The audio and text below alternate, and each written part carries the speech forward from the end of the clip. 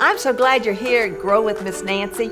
Isn't this a beautiful day when fall turns cooler and the air gets crisp and we just want to go camping?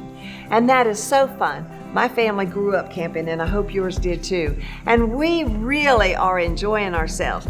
One of the best things to do is to sit around the campfire in the evenings and tell stories. And we're going to tell stories about Daniel this month.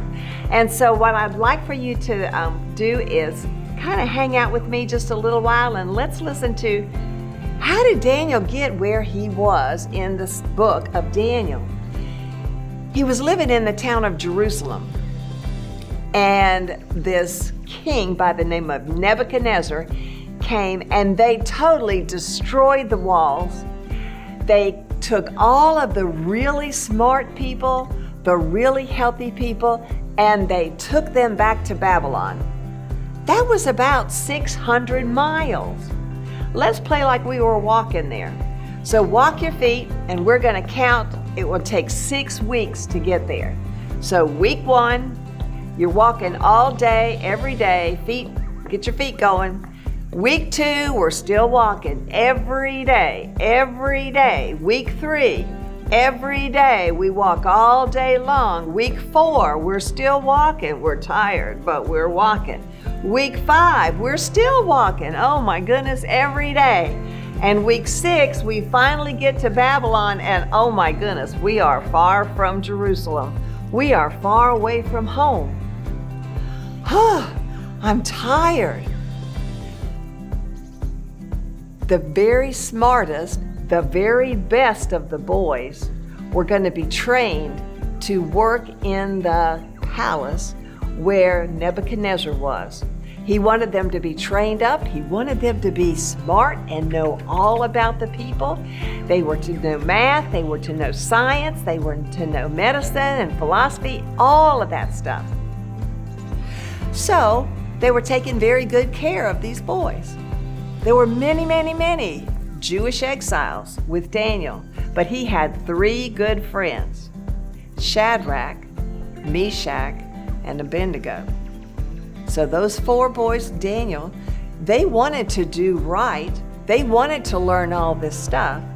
They were slaves, but their caretaker wanted to feed them very well. He wanted to feed them food right off the king's table.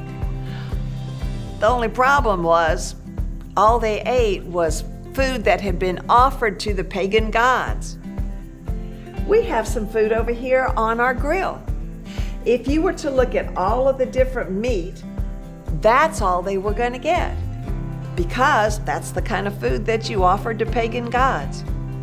Well, Daniel knew and his friends knew that was not going to be right. That God did not want them eating food that had been offered to pagan gods.